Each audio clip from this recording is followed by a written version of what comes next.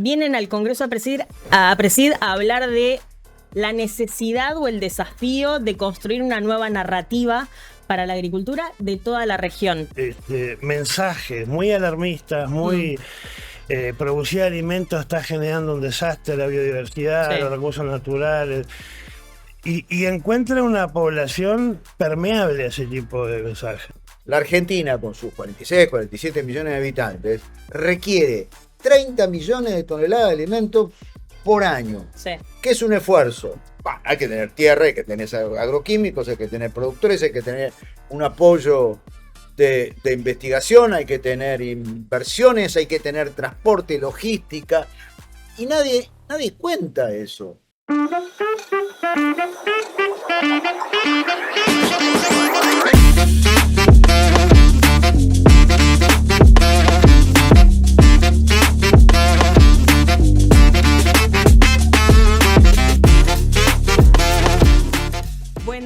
Buen día, ¿cómo andan? Bienvenidos al stream a Levantando la Perdiz, edición Congreso APRESID. Siempre es un encuentro que esperamos todo el año y que en agosto nos reúne a muchos actores del universo de la agricultura, no solo de Argentina, sino también de la región. De hecho, vamos a arrancar en breve hablando de eso, de la región y de los desafíos que tenemos casi como comunidad de la agricultura, para después meternos en un montón de otros temas que vamos a desandar juntos, porque el Congreso es muy largo, no es largo, es amplio, tiene muchas salas en simultáneo, 9 salas, así que muchísimos speakers, más de 150 empresas que eligieron a APRESID para exponer, para venir con su stand. Nosotros las estamos viendo, ya se ve mucha gente circulando en el arranque del Congreso APRESID, así que estamos contentos de arrancar esta edición Congreso APRESID 2025 de Levantando la Perdiz, un poco también levantando el lema del Congreso, que este año es código abierto. Vamos a abrir muchos de esos códigos para entender la agricultura, lo que está pasando, los desafíos de cara al futuro, insisto, no solo para Argentina, sino también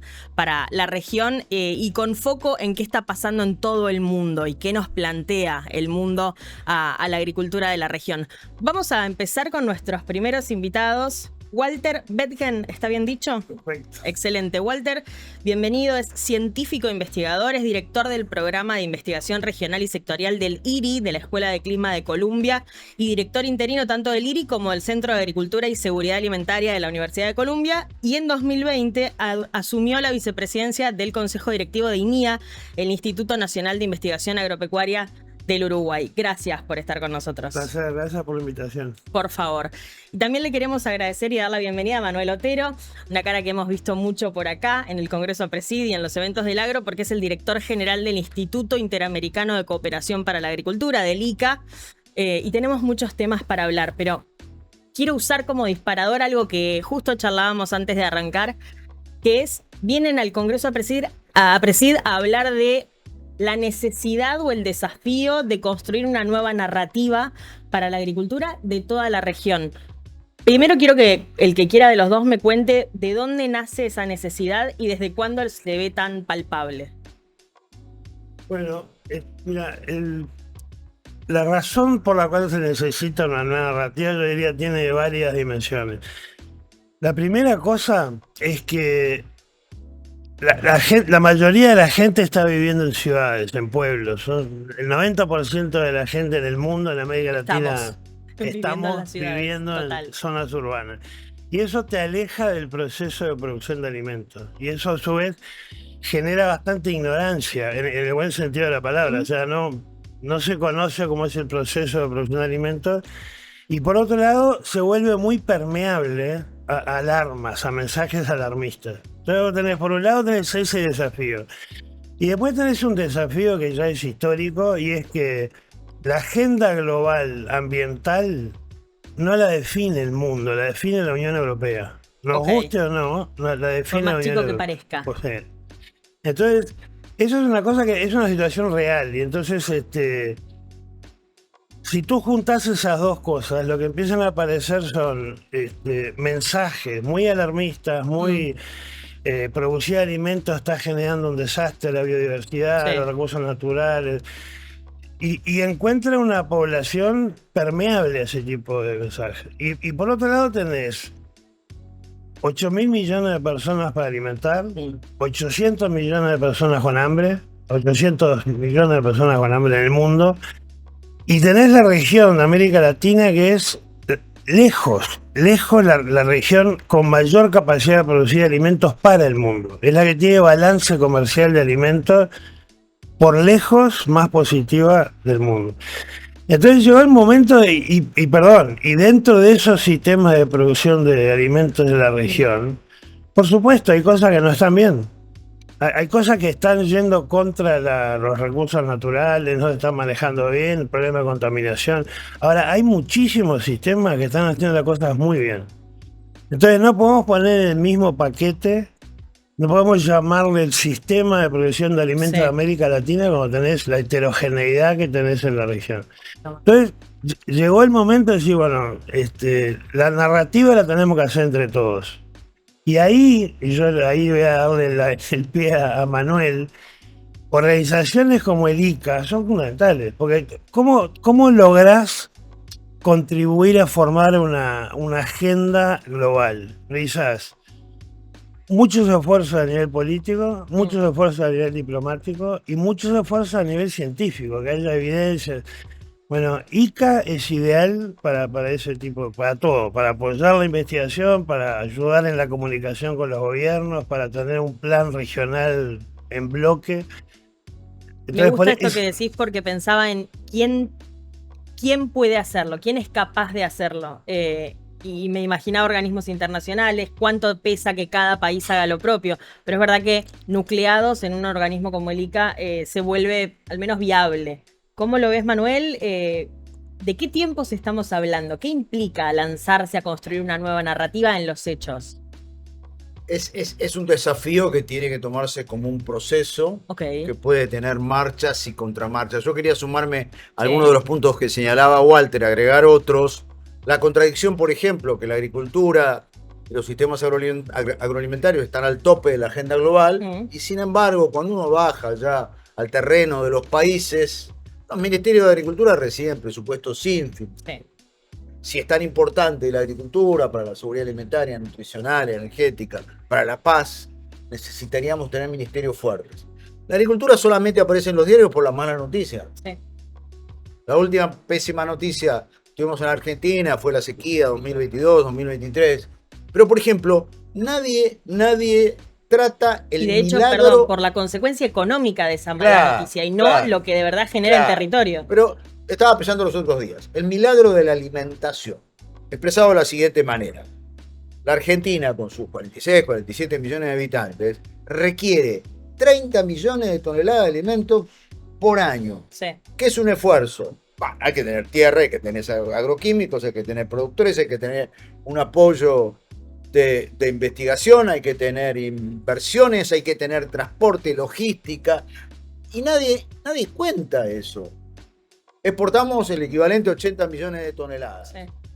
Nadie cuenta todo ese esfuerzo enorme. Entonces, la agricultura solamente aparece por malas noticias. Y en la construcción de la nueva narrativa lo que queremos hacer es, en lugar de que la agricultura la veas por un espejito retrovisor, de la agricultura del siglo XX, que ya dejó de ser tal, vos tenés que verla por el parabrisas de esto que vemos acá, y son todos los avances tecnológicos que están sentando ya las bases de una agricultura moderna, de conocimiento intensivo. Entonces, junto a la Universidad de Columbia, a los productores, a otras instituciones del continente, queremos dar esa pelea.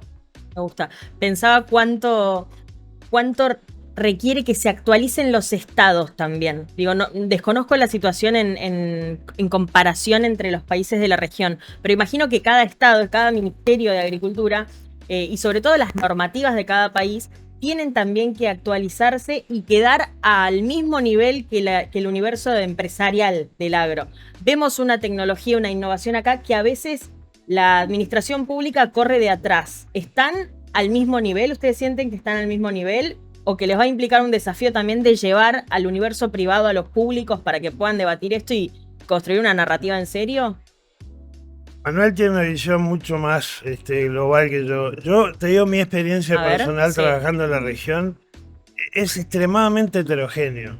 Tú vas a una a un lote, a una chacra en Sí. Argentina, y podrías estar en Minnesota, en Iowa o en Alemania, y no te das cuenta, es lo mismo, la misma tecnología, el mismo nivel de productividad, y eso convive con una agricultura familiar, Sí. a veces de predios muy pequeños, Ujú.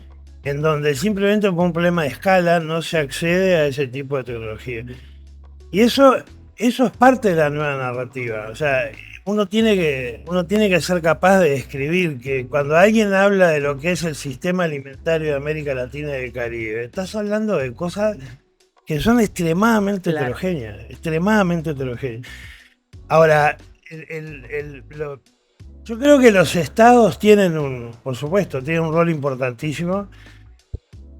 Mi experiencia de vuelta es que los avances más rápidos se logran en el sector privado. Y cuando el agricultor, cuando el sector productivo se involucra, es estimulado, sí, por medidas gubernamentales, es ahí donde la acción pasa. Yo creo que nosotros, te lo digo como casi como un mea culpa. Muchas veces hemos gastado mucho tiempo en tratar de cambiar cosas a nivel de política pública, cuando en realidad la acción, la más importante, sucede en el campo, sucede con el sector privado, incluyendo los productores chicos. Entonces, Claro. a veces yo personalmente hemos tenido resultados mucho más visibles, efectivos, a veces organizando comunidades de productores chicos en cooperativas, ayudando en la parte de comercialización. Es como este concepto de empoderar Exacto. al productor, inclusive Exacto. a los chicos para que no se queden fuera de esos avances. Y eso, de vuelta, digo, ahí yo sigo insistiendo con el ICA, porque ICA le dedica una cantidad de esfuerzos a ese tipo de agricultura.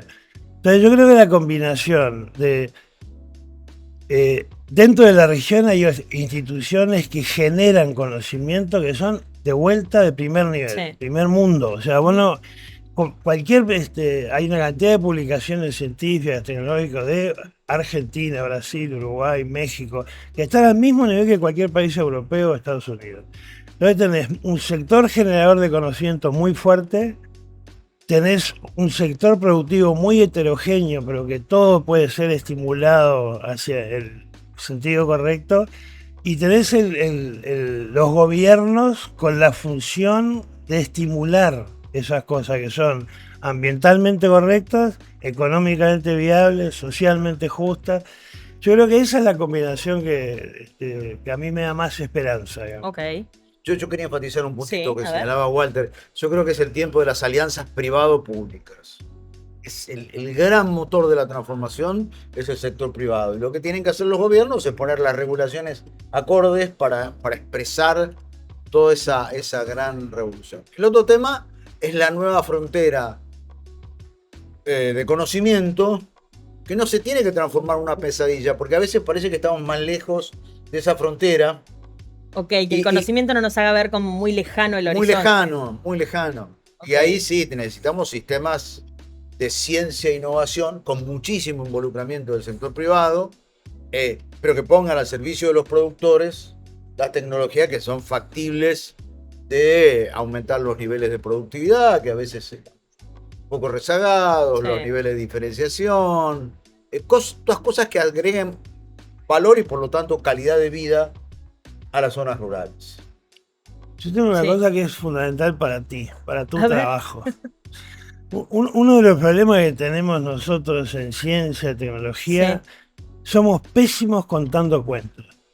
Nosotros somos muy buenos escribiendo artículos científicos, artículos tecnológicos, pero somos muy aburridos en contar el cuento. Entonces, frente a ese desafío que yo te comentaba, 90 y pico % de la gente en zonas metropolitanas, que vos les escribas un trabajo científico, tecnológico, mostrando los porcentajes, es aburridísimo. Nosotros precisamos gente como ustedes que cuenten el cuento, por eso es narrativa, por eso es, las cosas a la gente, pensarlo, yo lo pienso en mí mismo, las cosas que a mí más me llaman la atención son las cosas que es una historia, es un cuento, que tiene una parte Total. personal, que tiene familiar, que ves el impacto de esto. Hay una especialista que dijo, hoy me toca dar una charla en el Congreso sobre esto. Hay una especialista que dijo hace muchos años que la gente se olvida de todo, pero nunca de cómo la hiciste sentir. Se olvida lo que dijiste, lo que Exacto. hiciste, lo que Exacto. vio, pero nunca se olvida lo que le hiciste Bueno, sentir. Entonces, ahí- cuando la historia llega desde ahí, Ahí es donde tenemos mucho para hacer. Particularmente, por eso que yo te decía, porque vos sos un productor agropecuario, él ya sabe el cuento, o ella ya sí, sabe claro, el cuento. falta El tema es, transmitirlo. el 90% de la gente que consume, acá en Europa, en todos lados, que consume los alimentos, por ejemplo, que se producen en nuestra Sí. región, ¿cuál es el cuento atrás de ese churrasco sabe? que está comiendo? Total. El cuento atrás del tomate que está comiendo. Ujú. Hay un cuento que hay familias, que hay respeto del medio ambiente, que hay, o sea, hay una cantidad de cuentos que no los contamos En bien. un mercado de Japón, vi la foto hace pocos días, el lema creo que era póngale la cara a la producción. Exacto. Entonces, detrás de un cajoncito de espárragos estaba la foto del señor que había hecho Mm. posible eso. Hay En que Suiza ponerle hacen cara, algo vida. parecido. ¿Ah, Las sí? entidades de productores agropecuarios se juntan y financian campañas de publicidad muy, muy costosas seguramente, pero que hacen esto, que hacen exactamente lo que viste en Japón. Le ponen la foto del agricultor y de su familia Claro. trabajando en conjunto Sí. para ese alimento que está consumiendo. Bueno, ahí hay todo un desafío y me imagino también que viendo esta heterogeneidad que encontramos en la región, será un desafío en sí mismo tratar de amalgamar como algunos conceptos para o transmitir esa diversidad o explicar de alguna forma cómo es la agricultura de Brasil, inclusive por qué la agricultura de Brasil creció de una manera y la de Argentina no, ni hablar de otros países de la región. Ahí entra mucho este concepto que ustedes desde el ICA usan bastante, que es la cooperación. ¿Cómo es en lo fáctico cooperar para trabajar con países tan diversos? Vos sabés que yo me pregunté varias veces qué estaba haciendo, cuál era mi misión como director general del ICA, ¿Qué te hasta que respondiste? un día encontré que la palabra cooperación tiene una raíz latina que es cooperatio, que significa la acción y el resultado de trabajar juntos. Y ahí me tranquilicé, ahí entendí Estoy bien. lo que yo estaba haciendo. Porque me parece fantástico que se entienda que cooperar en la acción y el efecto de trabajar juntos. Lo que hacemos desde el ICA, y ahora, por ejemplo, hay 3 ministros acá, nosotros le decimos, mire, sus demandas y necesidades, nosotros las vamos a transmitir en nuestras agendas de cooperación técnica. Nosotros no somos maestros ciruelas que le venimos a decir cómo salvar al mundo de la agricultura, mire, y esta es la receta.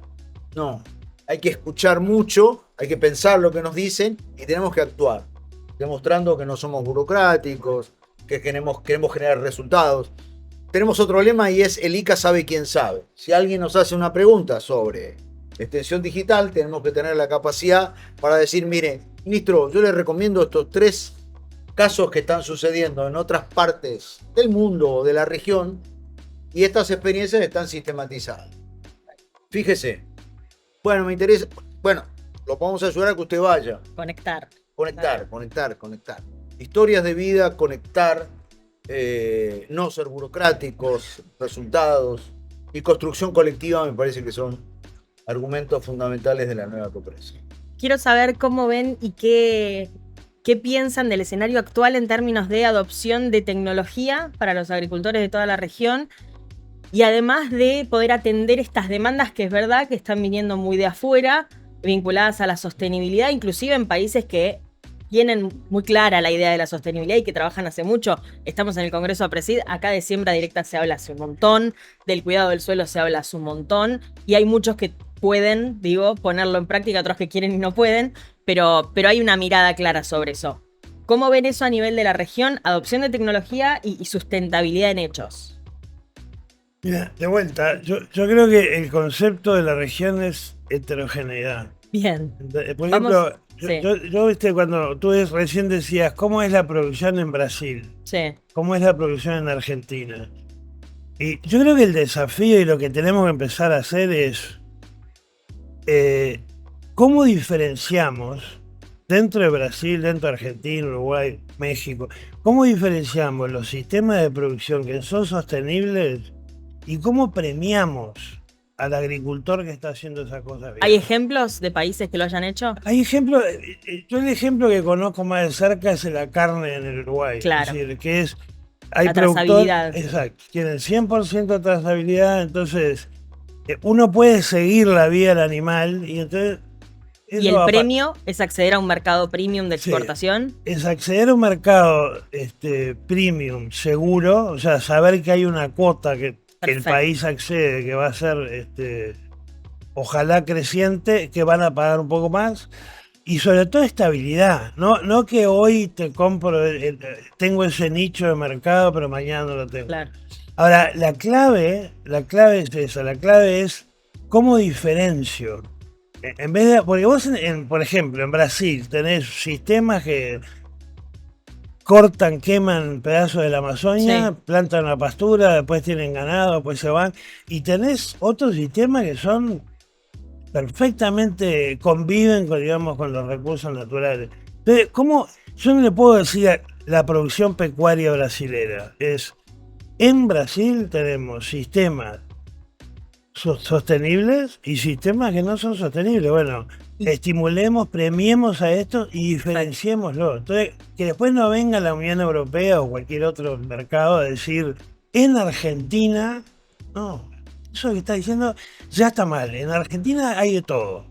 Hay gente que trabaja muy bien y gente que trabaja muy mal. Entonces, diferenciemos los productos. Y hoy tenemos la tecnología para hacerlo. Hace 50 años era imposible. Hoy podemos. Hoy tenemos monitoreo, información satelital, inteligencia artificial, todo lo que puede hacer. Esa es la clave. Pienso en qué fuerte, qué importante esto para construir la narrativa, pero va a implicar una autocrítica y también entender qué cosas se hacen mal, dónde, por qué y cómo se mejoran. Hoy está, para que la narrativa no sea un relato, ¿cierto? Hoy está pasando una cosa en el mundo que yo ahora se la voy a mostrar en la presentación. ¿Qué es esto? Digamos, si uno habla muy en bruto, muy en simple, la producción sostenible lo que tiene que lograr es alcanzar metas sociales, o sea, condiciones sociales adecuadas, respetando límites biofísicos. O sea, yo quiero que haya más igualdad, más acceso a la luz, más educación, más esto, más lo otro, pero que eso no me implique contaminar aguas, perder biodiversidad, generar mucho gas de efecto invernadero. Lo que está pasando hoy es que los países que están alcanzando esas metas sociales adecuadas están pasando todos los límites biofísicos. O sea, el modelo es, si vos no pasás ningún modelo biofísico, o sea, si vos no estás contaminando, seguramente tampoco estés logrando mucho en la parte social. Y si vos lográs mucho en la parte social, seguramente estés pasando muchos límites biofísicos. Entonces, hay un espacio en una gráfica, imagínate, que es ¿cómo hago para alcanzar metas sociales sin sobrepasar estos límites ambientales, biofísicos? Yo quería enfatizar con algunos puntos. Para mí la heterogeneidad es la principal fortaleza de nuestro continente. Fortaleza, no es una fortaleza. No, porque si nosotros por clonación hiciéramos todos lo mismo, seríamos, bueno, totalmente vulnerables. Sí, claro. La heterogeneidad es nuestra principal fortaleza. Bien. Segundo, la trazabilidad, bien entendida, con bioseguridad, con certificación para llevar esa tranquilidad que lo que estamos colocando en las góndolas, sea a nivel local o a nivel internacional, se sabe de dónde viene eso. Es algo, perdón, que en mayor o menor medida, me imagino que es también heterogéneo ese panorama, todos los países de la región de alguna manera empiezan a ver o a trabajar. Con diferentes grados de avance, claro, pero entendiendo que en este gran vínculo entre el consumidor y el productor, el consumidor manda, es el que tracciona de alguna manera la seguridad alimentaria o cómo va a ser tu canasta de productos. Entonces eso vos tenés que entender. Uno de los oradores hoy, el profesor Jack Bobo de la Universidad de UCLA, enfatiza mucho en la psicología del consumidor. Tenemos que entender bien qué es lo que quieren. Nos sentimos desde el agro un poco molestos porque los consumidores nos juzgan, pero a veces no valoran totalmente lo que el productor hace. Bueno, también es un problema nuestro en tratar de corregir ese tema. Entonces, y lograr que empaticen. Sí, el tema comunicacional es un tema fundamental. ¿Qué quieren que se lleven quienes hoy pasen por su charla? Yo quiero que acá justo estamos, en inglés hay un dicho que es, estamos predicando al coro de la iglesia. O sea, Está bien, estamos entre nosotros. Yo lo que quiero, a mí me encantaría que primero, que la gente del sector sea consciente que somos una minoría minorísima. O sea, el 90% no tiene idea de lo que hacemos, o más. Entonces, tenemos que ser capaces de, no de defendernos porque nos atacan, ¿no? De contar la historia espectacular que es la producción de alimentos. Y contar que en Argentina, en Uruguay, en Brasil, sí, hay cosas que se hacen mal, pero hay muchas cosas que se hacen bien. Contar que la región es llamada a ser una región fundamental para la seguridad alimentaria del mundo, porque es impresionante la balanza comercial de alimentos. Y después cada uno en su ambiente, contemos el cuento. Bien. Contemos el cuento que hay atrás de un churrasco, de un tomate, de una banana. Contemos el cuento en lenguaje entendible. Eso que decías vos. A partir de ahora, cuando vayas a comer un tomate, acordate lo que hay atrás de esto. Hay familias trabajando, hay una tecnología que es tan moderna como la que usás en medicina. Hay mucha investigación atrás, hay esfuerzo y además hay respeto por cosas ambientales. O sea, ¿cuál es la historia atrás de lo que estás comiendo? Pensar cada uno en lo que puede. Yo de psicólogo no tengo nada, pero hay que recuperar la autoestima del agro. A veces estamos un poco, como que no creemos en nosotros mismos. Entonces tenemos que llevar un mensaje ganador, lo cual no significa una cosa soberbia. Contar historias de vida de la gente que para nosotros desde el ICA decimos que son el alma de la ruralidad, es la gente que se sobrepone a una serie de factores adversos y que después plasma en las góndolas de los supermercados productos sobre los cuales nos tendríamos que sentir orgullosos. Es una batalla desigual porque, como decía Walter, somos un 15 o 20% de personas que están en las zonas rurales y en donde los grandes centros urbanos tienen todo el poder, pero hay que recordarle a los centros urbanos que una ciudad de 10 millones de habitantes o más requiere 6.000 toneladas de esos alimentos por día. Y no son cualquier alimento. Desde una langosta, de una carne de excelente calidad, verduras frescas. Entonces, al agro hay que contarlo de manera diferente, con una visión más ganadora. Me parece que estas peleas a nivel internacional, tenemos que estar en los foros internacionales contando nuestra verdad. Definiendo una vez por todas qué futuro queremos, porque en algunos países el agro es como un sector de segundo nivel, de tercer nivel, y en función de eso decir, bueno, ¿a dónde vamos a estar dentro de 25 años? Donde la revolución tecnológica va a ser mucho más fuerte que ahora. Pero el agro tiene todo para ser un sector estratégico en las nuevas estrategias de desarrollo sostenible de nuestro país. Me quedo con lo de la autoestima, me parece que es clave para construir una narrativa sólida, sobre todo, y que ante el primer golpecito, el primer ataque no quede averiada. Gracias a los dos por venir y éxitos. Bueno, gracias. Gracias por la invitación. Gracias, muchísimas gracias. Estábamos con Manuel Otero, el director general del ICA, del Instituto Interamericano para la Cooperación de la Agricultura, y con Walter Bethgen, que es científico investigador, director del programa de investigación regional en Colombia, y además en 2020 asumió la vicepresidencia del INIA en Uruguay. Gracias, seguimos en un ratito en vivo desde el Congreso APRESID.